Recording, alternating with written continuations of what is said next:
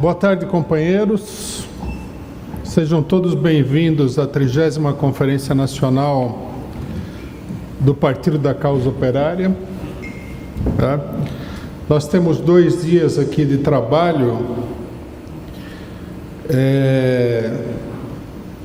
ou seja, de aprovar em nome de todo o partido um conjunto de resoluções que guia a atividade partidária diante das eleições municipais de 2020. Nós chamamos essa conferência nacional com uma certa pressa, da Justiça Eleitoral, que estipula prazos, etc. e tal.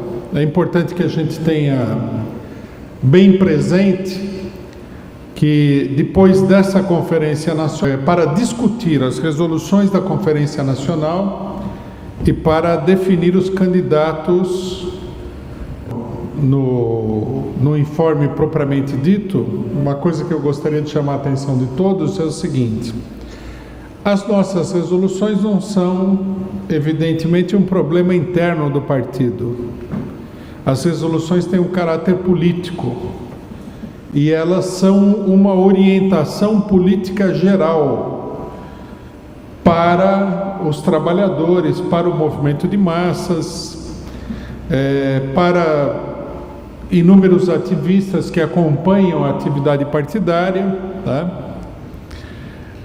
e nesse sentido nós temos que, além de aprovar as resoluções essenciais para a atividade partidária, nós vamos ter que fazer um trabalho posterior à conferência, imediatamente posterior à conferência, de divulgação e de discussão das resoluções que nós vamos adotar aqui hoje.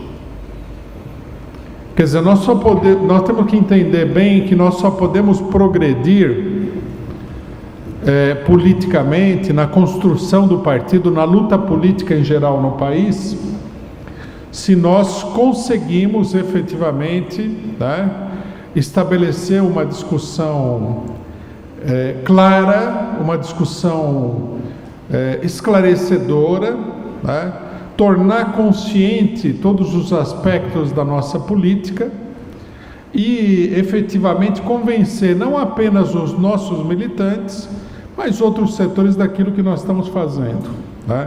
Para nós, as eleições não são um assunto privado.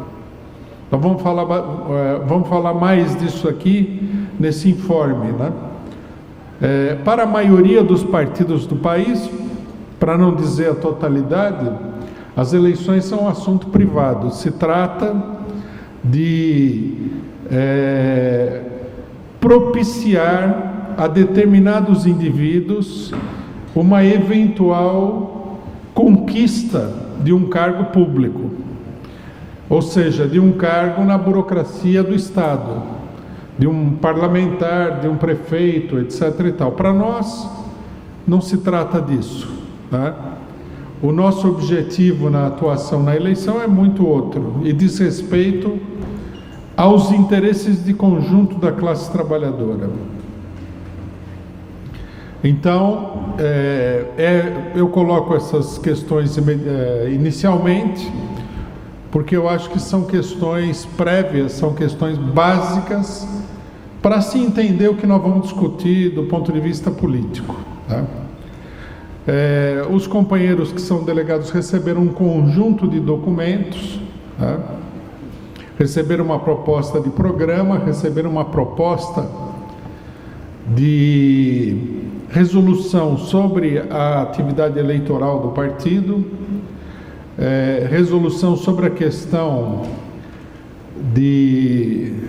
da juventude, dos negros, das mulheres, e nós estamos ainda elaborando um outro documento que deverá ser entregue amanhã, que é uma tese geral sobre a situação política, mas nós já vamos adiantar os pontos principais da situação política, até porque eles estão contidos também no documento de proposta da intervenção eleitoral. O informe que eu vou dar aqui hoje, nesse momento, é um resumo, né? Eu vou procurar destacar aqui os principais pontos do debate político geral. Como nós temos 2 dias, nós decidimos agrupar toda a discussão política num único informe para dar a oportunidade de debater mais amplamente esses problemas políticos, tá? Com a intervenção dos delegados. Amanhã nós vamos ter os grupos onde vão ser apresentadas propostas complementares, etc., das resoluções apresentadas, e depois nós vamos ter uma sessão final de resolução, de votação das resoluções. Bom, companheiros, primeiramente queria destacar o seguinte fato que eu acho que é decisivo em se tratando do problema da intervenção política em qualquer situação e, logicamente, no marco das eleições deste ano aqui, que é a situação em que se encontra a luta política no país, o regime político, a relação entre as classes sociais. O que nós temos visto, nós temos 4 anos do golpe de Estado, de 2016, o processo do golpe de Estado, ele antecede esses 4 anos, mas nós temos 4 anos desde o golpe de Estado. O que é que nós vimos nesses 4 anos? Nós vimos aí uma dissolução, uma decomposição do regime político que avança sistematicamente. Depois do golpe de Estado, o executivo caiu nas mãos da extrema-direita e das Forças Armadas, um enorme retrocesso político nesse sentido, e uma coisa extremamente perigosa do ponto de vista do funcionamento do regime. O legislativo, também, com a eleição de 2018, foi completamente dominado pela direita, acentuou-se a presença da direita dentro do legislativo, e nós vimos também que o judiciário foi não só completamente dominado pelos golpistas, mas que é anulado como um poder que pudesse aí defender as instituições, como é a expectativa de muitos setores, do avanço da extrema-direita. Então, nós estamos intervindo no marco dessa importantíssima decomposição do regime político. A decomposição do regime político, ela se manifesta através da supressão de liberdades políticas. Cada vez a situação se torna cada vez mais o domínio da arbitrariedade dentro do país e, portanto, toda a situação evolui à direita, acompanhando inclusive a situação política internacional, o que aponta, e nós devemos deixar isso aí absolutamente claro, para o estabelecimento de uma ditadura escancarada no país. Uma coisa que nós devemos dizer a respeito desse processo, que é muito importante, é que, se bem ele avance desse ponto de vista, ele não é um processo realmente estável. Ele se dá em meio a uma enorme instabilidade política. Ele se dá em meio a uma enorme polarização política também. Existe uma rejeição de uma parcela expressiva da população ao governo Bolsonaro, ou seja, aos golpistas, de um ponto de vista geral, ao mesmo tempo em que os golpistas procuram se apoderar do aparato do Estado e transformar esse aparato do Estado. Quer dizer, A expectativa, né, aqui uma primeira conclusão importante que a gente deve tirar é a seguinte: a expectativa do conjunto das forças golpistas, ou seja, do conjunto da burguesia, de que a fraude da eleição de 2018 conseguiria consolidar o regime político, foi frustrada, tá? Eles conseguiram fraudar as eleições, eles conseguiram colocar ali um presidente que é um elemento da extrema-direita, mas eles não conseguiram estabilizar a situação. Eles não conseguiram estabilizar a situação fundamentalmente por um motivo, que nem o governo Temer antes do Bolsonaro e nem o Bolsonaro depois conseguiram dar uma saída para a crise capitalista no país. E a situação se aprofunda e se torna cada vez mais crítica, né? Vocês vejam, por exemplo, que nesse momento há todo um debate no interior da burguesia sobre o problema do teto dos gastos. Quer dizer, os grandes capitalistas, o capital financeiro fundamentalmente, entende que os problemas da economia brasileira, do ponto de vista da saída que eles queriam dar, né, à crise capitalista, tem sistematicamente fracassado. No meio de uma pandemia, no meio de uma crise extraordinária, no meio da falência de empresas, o ministro da Economia vem e coloca que é preciso ter uma política de arroxo, né, dos gastos estatais. Ou seja, uma política que seria o exato oposto daquilo que os capitalistas nesse momento estariam necessitando. Isso daí evidencia, né, a que grau chegou essa contradição, né? As privatizações, os ataques contra os direitos dos trabalhadores, os ataques contra os sindicatos e tudo mais, não conseguiram equacionar esse problema, não conseguiram apresentar uma saída para a crise capitalista. E é por esse motivo que o regime político não consegue se estabilizar.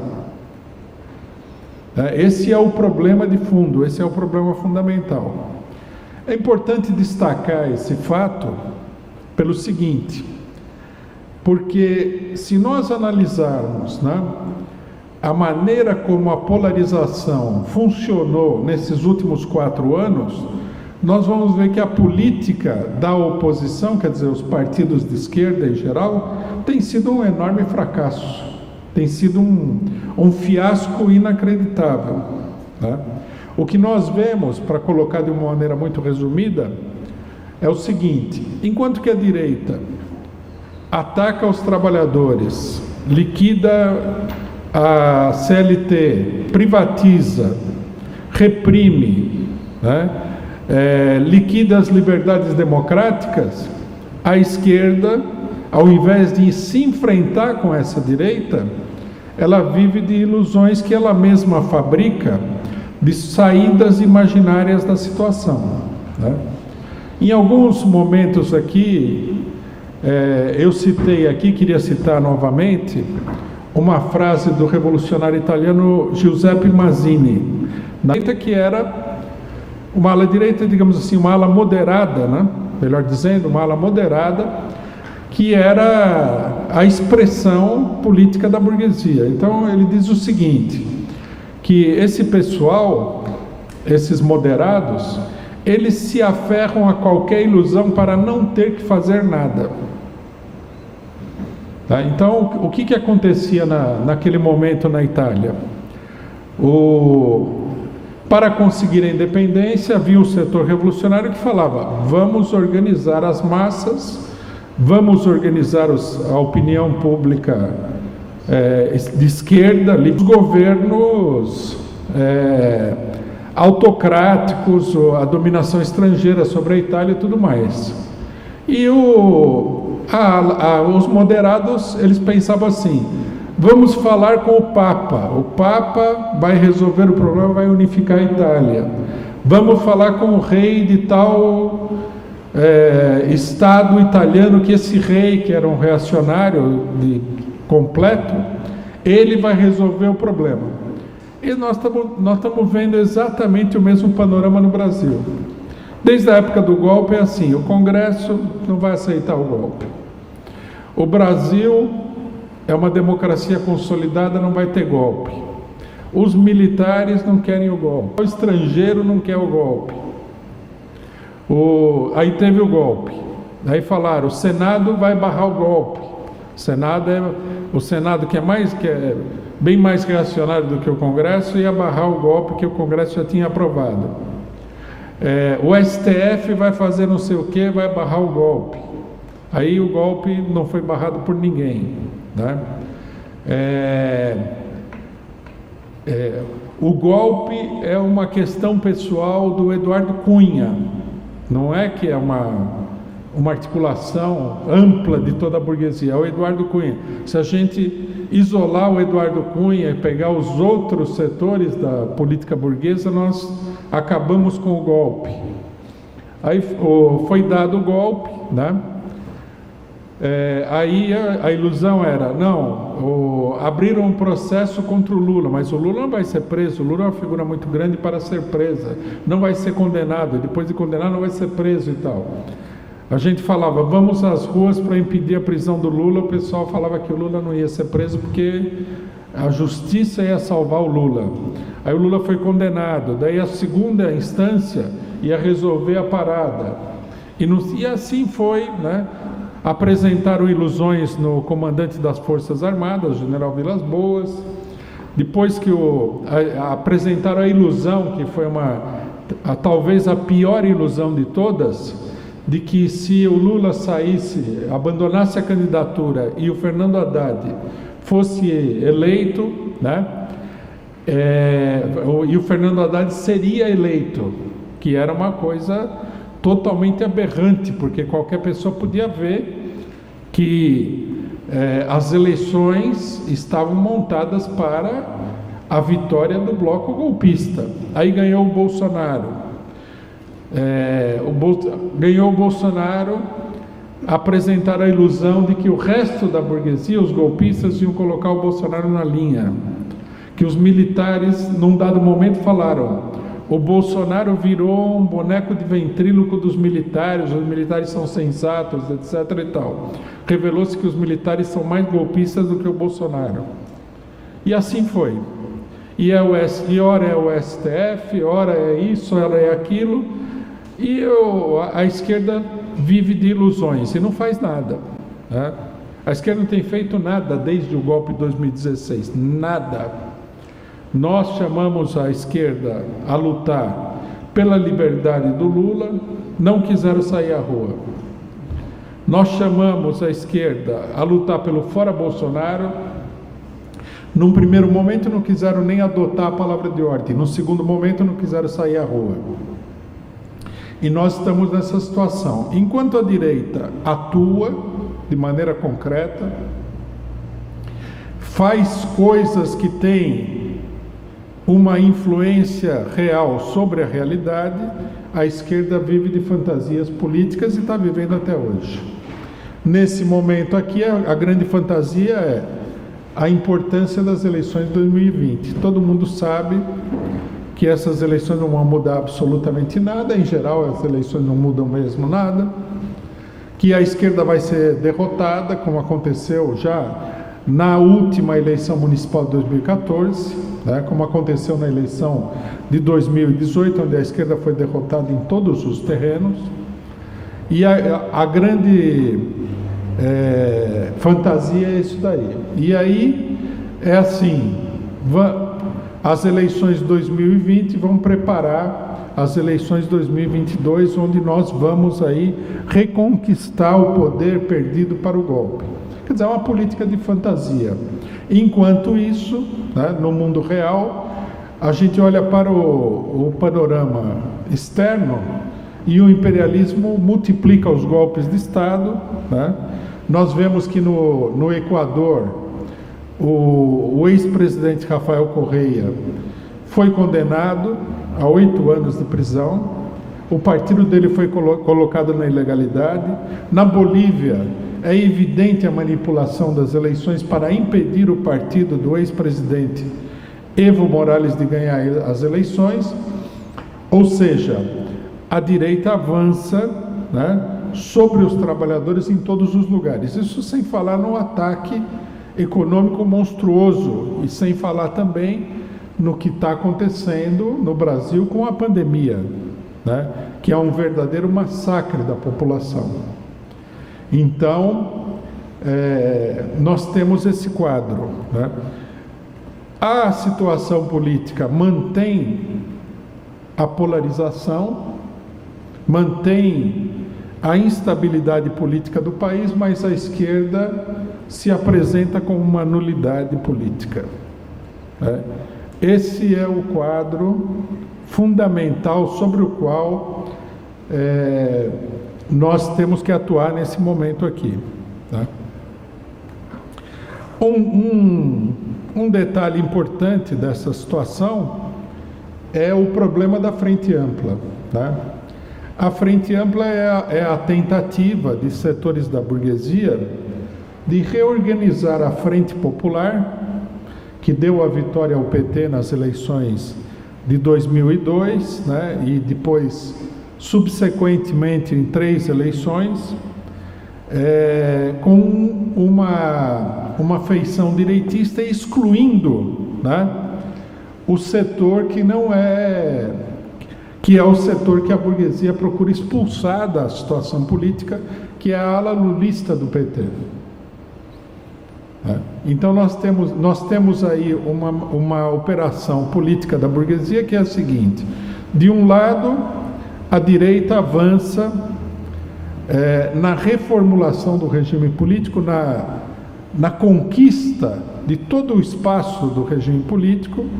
De outro lado, a esquerda, ela fica completamente paralisada, e um setor da burguesia golpista toma a iniciativa de tentar montar uma frente popular para isolar de vez, né, qualquer tendência real de oposição ao regime político, né?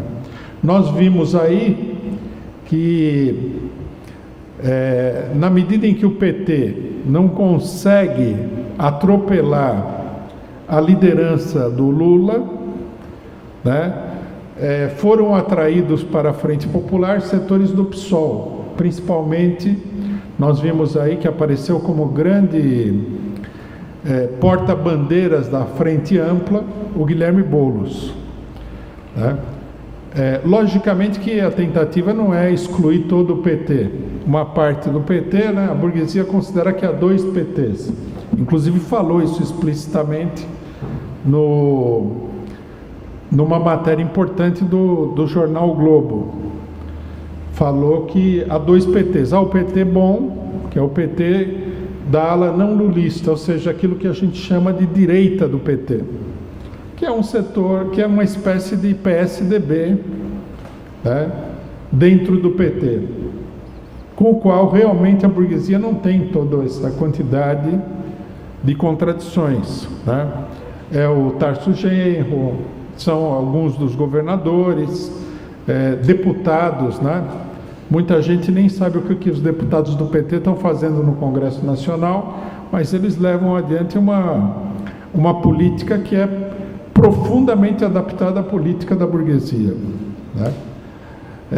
Então, a ideia seria cooptar esses setores de esquerda, formar um novo tipo de frente popular, com o PSDB, com o MDB, com o DEM, com o PDT, obviamente, com o PSB, né? E essa nova frente popular constituiria uma oposição que anularia a ala lulista do PT. Quer dizer, uma oposição que não colocaria nada de que fosse intragável no banquete da burguesia. Uma oposição à medida da situação. Então nós teríamos aí a reorganização do regime político, tendo de um lado o Bolsonaro, a extrema-direita, os militares, e de outro lado a direita apoiada pela esquerda, A direita tipo Dória, tipo Witzel, tipo PSDB, apoiada pela esquerda, o que eles conseguissem efetivamente congregar, né? Essa manobra política de reorganização da Frente Popular é uma manobra política extremamente reacionária e tem que ser denunciada, né? Nós temos visto aí nesses últimos tempos, né, a insistência de muita gente de que não pode criticar a esquerda. Se existe um momento em que a crítica da esquerda é fundamental, é esse momento aqui. É preciso esclarecer. Logicamente que esse negócio de que não pode criticar a esquerda é uma bobagem, né? É uma espécie de manifestação de analfabetismo político. A política, né, revolucionária, combativa, progressista, democrática, o que quer que a gente queira, só pode ser feita através da polêmica, né? Uma política que é levada adiante sem polêmica, um jornalismo que é levado adiante sem polêmica, é um cemitério político, não faz o menor sentido tudo isso. Quer dizer, as eleições municipais, portanto, se colocam nesse quadro geral, que é uma questão bastante significativa, né? E, portanto, as eleições em si, nós temos que dizer muito claramente, não tem uma importância para influir na situação política.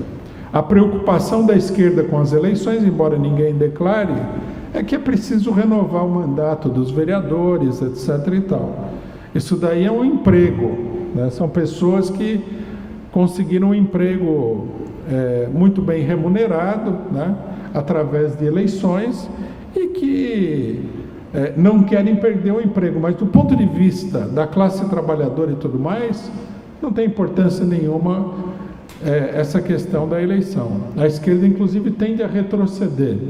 Se a esquerda não colocar em pauta a derrota do golpe, a reformulação do regime político, o que vai acontecer é que ela vai ser colocada para fora do jogo mais cedo ou mais tarde, né? E nós devemos dizer claramente isso.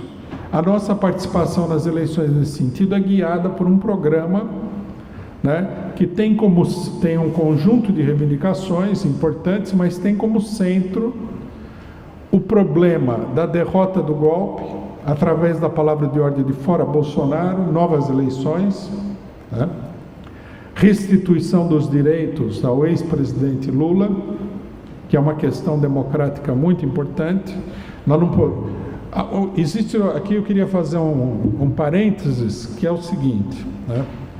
Existe uma parte da esquerda que considera que apoiar o Lula é uma questão de partidarismo político. Se você é lulista, você apoia o Lula. Não se trata disso. Inclusive nos acusam aí de ser, disseram recentemente, uma fração externa do PT porque a gente apoia o Lula. Não. Quando você tem um processo eleitoral qualquer, não precisa ser no processo eleitoral nacional. Vamos supor que fosse um processo eleitoral num sindicato, tá certo? E você tem ali 3 chapas concorrendo. Uma que tem a maioria dos votos, a maioria da preferência do eleitorado, e 2 chapas minoritárias. Se as 2 chapas minoritárias se unem para tirar a chapa majoritária, esse é um atentado completo à democracia do pleito. Não importa quem sejam essas chapas. É assim, você não pode dizer que uma eleição é democrática, que os direitos da população estão sendo respeitados, se o principal concorrente da eleição não pode participar da eleição. É uma questão democrática geral, é uma questão de direitos democráticos. É uma questão de direitos democráticos da população, de defesa da eleição. E, logicamente, que se nós permitimos, né, que as coisas sejam feitas dessa maneira, nós somos cúmplices do estabelecimento de uma ditadura no país. Você pode, nós aqui poderíamos falar que a gente não quer que o Lula seja presidente, mas nós não podemos falar que é um direito dos outros partidos excluírem o homem da eleição. Esse seria totalmente absurdo. A esquerda brasileira não compreende esse problema, porque ela não tem uma concepção política. Para ela, tudo é uma competição de interesses individuais. Então o cidadão olha lá e fala assim: a política do Lula não é a minha, a política do Lula não é boa, eu tenho aqui o Zé das Couves, que tem uma política muito boa, e eu só apoio o Zé das Couves. Se caçarem o Zé das Couves, aí eu abro um berreiro. Mas se caçarem o Lula, que está em primeiro lugar na eleição, não falo nada. É uma coisa absurda. É uma política sem pé nem cabeça, totalmente sem rumo. Isso nós precisamos deixar absolutamente claro. Por exemplo, a tentativa da burguesia de liquidar o PT tem o mesmo sentido. Se a esquerda brasileira, o movimento operário brasileiro, as organizações operárias não compreenderem isso, e eu acho que até nem mesmo o PT compreende esse problema, nós vamos ser totalmente alijados do processo político e nós estamos caminhando para o estabelecimento de uma ditadura. Veja o mesmo cenário no Equador. Bom, vamos pegar o caso da Bolívia, que é até mais interessante. O Evo Morales, um pouco antes dele ser derrubado, ele cometeu algumas traições medonhas contra o movimento operário. Aquele escritor, como é que é o nome do escritor? Me escapou agora.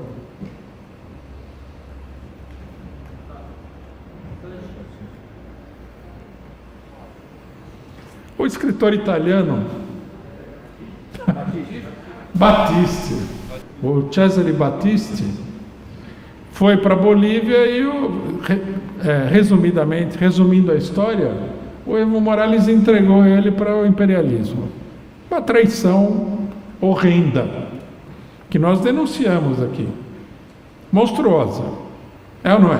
Alguém tem dúvida disso? Depois, esse foi muito grave, é gravíssimo, é gravíssimo. Depois ele fez uma série de outras coisas direitistas lá para tentar impedir aquilo que aconteceu, que foi o golpe de Estado, o que mostra que além da política dele ser uma política suja, nós devemos defender que o Evo Morales, que ganhou a eleição, seja presidente? Sim, que ele ganhou a eleição. Nós não podemos apoiar uma política onde as pessoas ganham a eleição na base da violência. Não faz sentido nenhum. Nós seríamos favoráveis, aí chamaram novas eleições, nós somos favoráveis que ele participe? Lógico, se ele é a pessoa mais popular do país. Somos favoráveis que o partido dele, que provavelmente ganharia a eleição, se a eleição acontecer, concorra e ganhe a eleição? Lógico. Mesmo com todas as restrições que nós temos ao Evo Morales. Quer dizer, é uma política que diz respeito ao conjunto da situação e ao conjunto da classe trabalhadora. Não é uma política individual, não é uma política de interesses particulares. Se nós queremos que a classe trabalhadora evolua na sua consciência, se organizem para tomar o poder através de uma revolução, nós temos que educar a classe trabalhadora através dos combates parciais. E se nós, vendo que a direita, o imperialismo, querem impedir o Lula, que é a pessoa que tem a maior votação no país, de participar das eleições, nos calamos, nós não estamos educando a classe trabalhadora, nós não estamos auxiliando na evolução da sua consciência. Nós somos cúmplices da direita.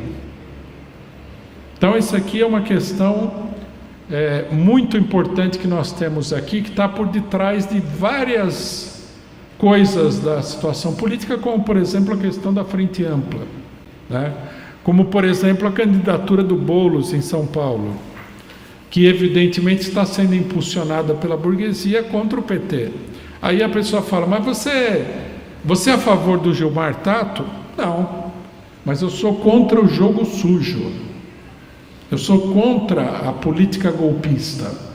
Nós vamos lançar o nosso próprio candidato em São Paulo, mas por que nós não podemos denunciar que há toda uma armação contra o PT? Só porque nós temos candidato? Nós só vamos defender o nosso candidato? Nós não vamos nos opor a manobras antidemocráticas que acontecem na eleição? Essa seria uma política totalmente absurda, né? Então, isso tem que ser levado em consideração como uma questão chave, né, da atual situação política e, logicamente, do processo eleitoral.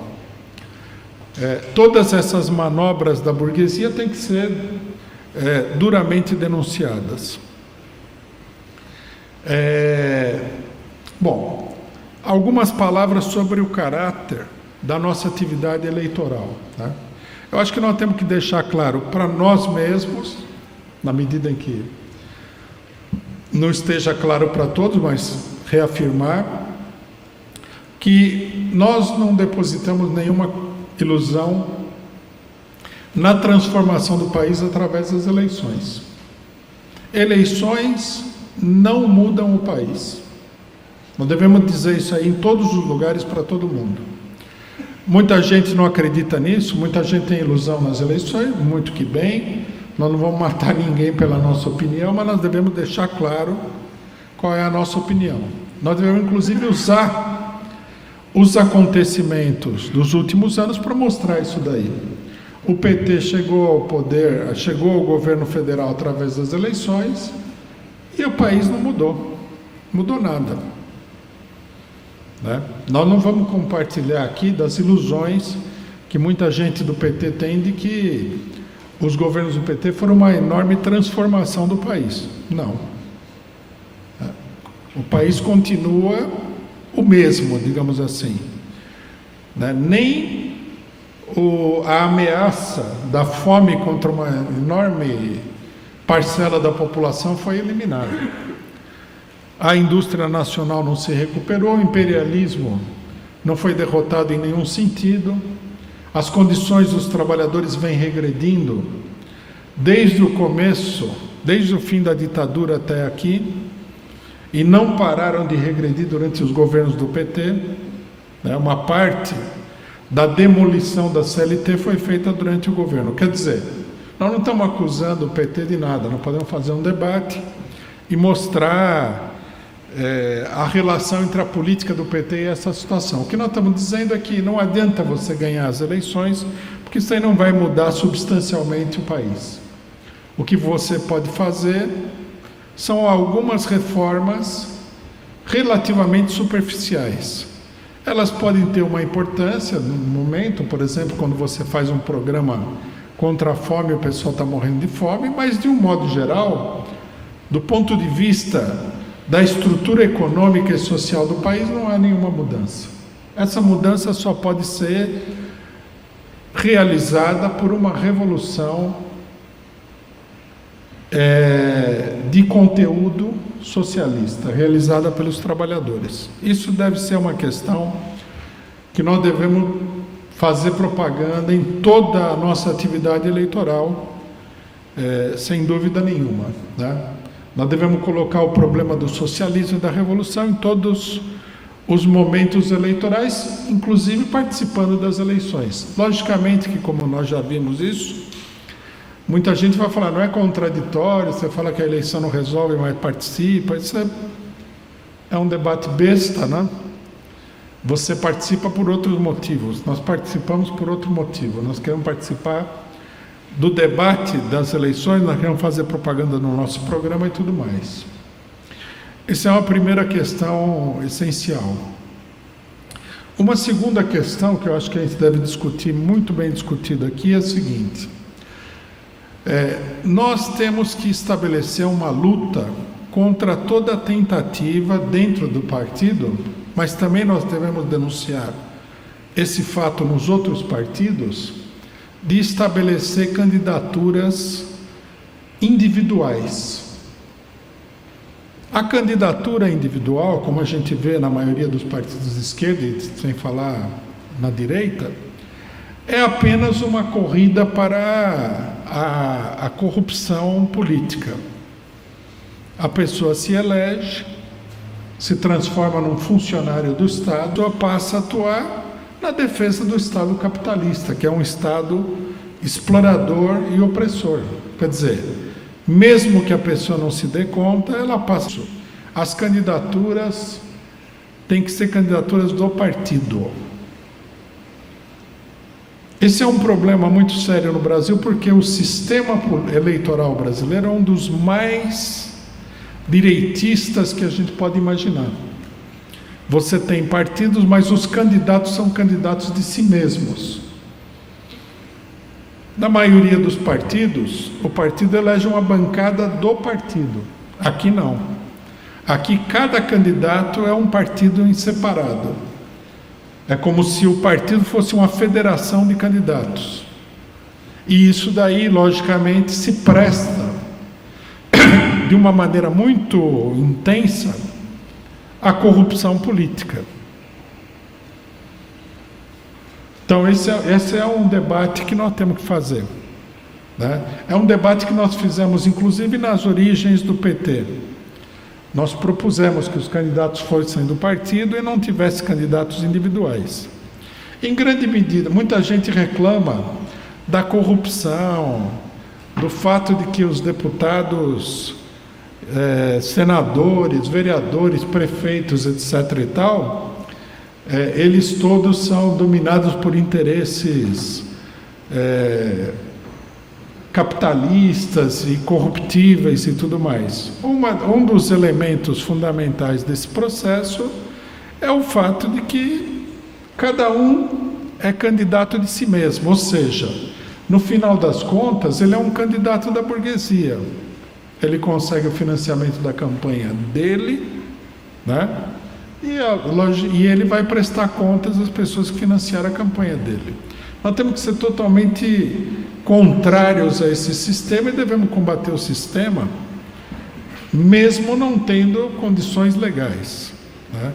Qualquer ideia de que uma pessoa vai ser candidata, vai ser temos que denunciar isso daí como sendo um vício fundamental do próprio regime político brasileiro, né? Os partidos é que deveriam eleger os candidatos e não cada candidato por si só. Isso daí é uma fonte extraordinária de corrupção política, e o candidato de si só nunca é um candidato do povo, nunca é um candidato dos trabalhadores, mas é um candidato da burguesia. Nós temos que organizar toda a nossa campanha de uma maneira unificada, como uma campanha de partido, né? Na última conferência, contribuições para a campanha política do partido, né? E isso daí é uma questão fundamental, né? Até porque, né, nós não estamos aqui alimentando a ilusão de que nós vamos eleger alguém, uma pessoa. No Brasil sempre foram muito complicadas e agora estão mais complicadas do que nunca, né? Mas mesmo assim, né, o que nós precisamos é desenvolver uma campanha unitária, uma campanha caracteristicamente de partido. Uma coisa importante, né, que a gente tem que levar em consideração ao discutir a campanha eleitoral é que nós temos que ter uma concepção da campanha eleitoral. Normalmente você fala em campanha eleitoral e as pessoas acabam se adaptando ao método e às formas de atuação de outros partidos. Para nós, a campanha eleitoral ela tem que ser mais uma campanha de agitação e propaganda, assim como é a campanha do Fora Bolsonaro. ela precisa ser ativa, nós precisamos reunir pessoas nos comitês, e as pessoas têm que se reunir aqui, não simplesmente para apoiar os candidatos, mas para apoiar o programa e as palavras de ordem que nós estamos levantando. Em primeiro lugar, o Fora Bolsonaro. Mas também nós vamos aproveitar a campanha para fazer, uma propaganda do socialismo, da necessidade de um governo próprio dos trabalhadores contra a burguesia, da necessidade da expropriação do capital e tudo mais.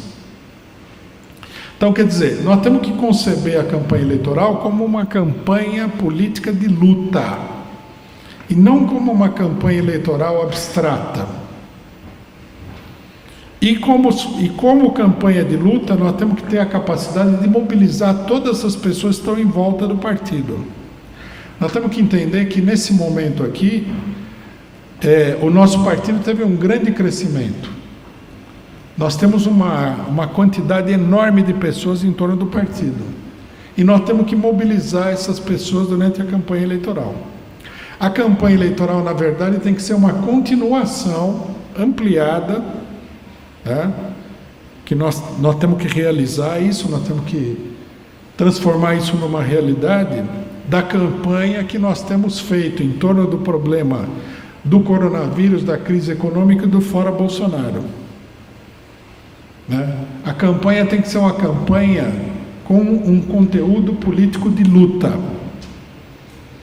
Essa tem que ser a nossa ideia fundamental. E nós temos que utilizar a campanha, além de utilizá-la para uma mobilização política geral, para uma luta geral, nós temos que ter como um dos objetivos mais importantes a ideia de que a campanha deve fazer evoluir a construção do partido. Quer dizer, recrutar pessoas, educar politicamente pessoas, aproximar novas pessoas do partido, construir as células partidárias, fortalecer os comitês estaduais, municipais, regionais que nós temos. Quer dizer, a campanha, ela tem que ter como um saldo político efetivo um fortalecimento, e um fortalecimento expressivo do nosso partido. Eu acho que esse aspecto aqui, talvez ele seja o mais, essas últimas coisas que eu falei, talvez sejam os problemas mais mal compreendidos, da luta política que nós estamos travando aqui. Como efetivamente organizar a campanha eleitoral em proveito da luta geral do partido. Nós temos que considerar, quando nós colocamos esses problemas, nós temos que considerar duas coisas. Primeiro, o nosso partido não tem duas políticas, uma política para as eleições e uma política para o período que não tem eleições. Não, nós temos que ter uma política só. Os outros partidos, chega a eleição, eles formulam lá uma política, vamos construir aqui, parques municipais. Eles se transformam, os partidos de esquerda, que passaram o ano falando contra a opressão da mulher, do LGBT, do negro, etc. e tal, e o que mais que eles gostam de falar. De repente eles jogam tudo isso para fora e se transformam em administradores do Estado capitalista completamente falido. Nós não podemos ter uma política como essa. As eleições são apenas uma continuação da nossa luta política. A rigor deveria servir para ampliar as campanhas, porque está todo mundo discutindo e tal. Claro que há uma série de questões que atuam contra a ampliação da campanha, mas esse deve ser o nosso objetivo. Segundo, nós não temos dois programas políticos. Então, nós passamos aqui o ano todo lutando pelo Fora Bolsonaro, denunciando a administração da questão do coronavírus, denunciando os ataques contra os trabalhadores, e aí na eleição a gente formula um programa para administrar parques municipais. Isso é totalmente absurdo. O programa das eleições é o programa do partido, é o programa pelo qual o partido tem lutado de maneira sistemática, né? Eu acho que essas são questões que precisam ficar muito claras. Nós vamos iniciar aqui o debate, nós vamos aprovar resoluções, nós temos que depois levar esse debate para todos os municípios, onde vai ter eleição e onde não vai ter eleição em todos os municípios, onde nós vamos participar das eleições e onde nós não vamos participar das eleições, temos que discutir em todos os lugares, e nós temos que organizar a campanha em torno disso daí, em torno dessas concepções fundamentais. Então, companheiros, resumidamente, esse é um informe que nós tínhamos para dar. Vocês têm aí os documentos, né? Nós vamos fazer um intervalo para almoçar aqui. Quem ainda não teve a oportunidade de ler todos os documentos, deveria ler. E nós vamos abrir um debate geral sobre todos esses documentos e, logicamente, sobre o informe que foi dado. Obrigado.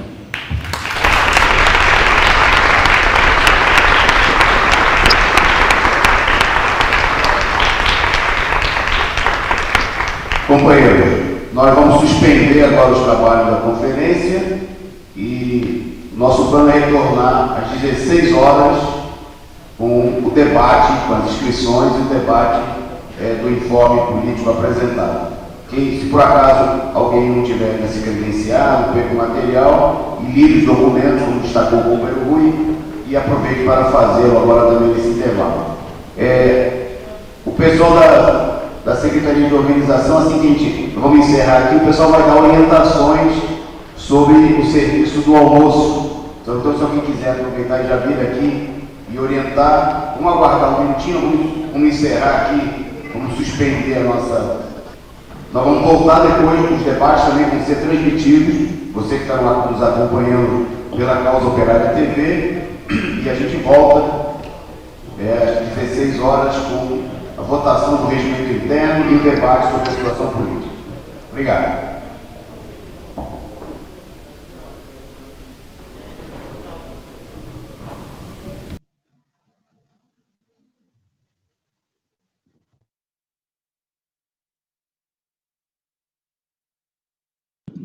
Alô? O que vai falar? Qual que é o informe?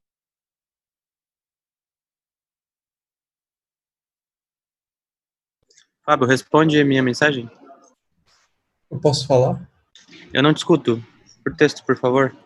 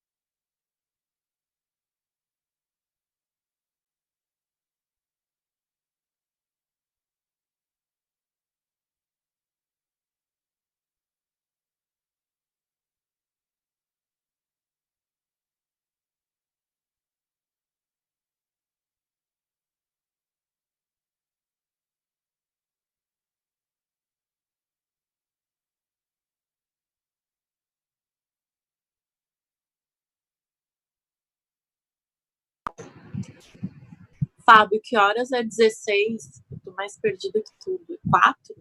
Ou é 6? 4.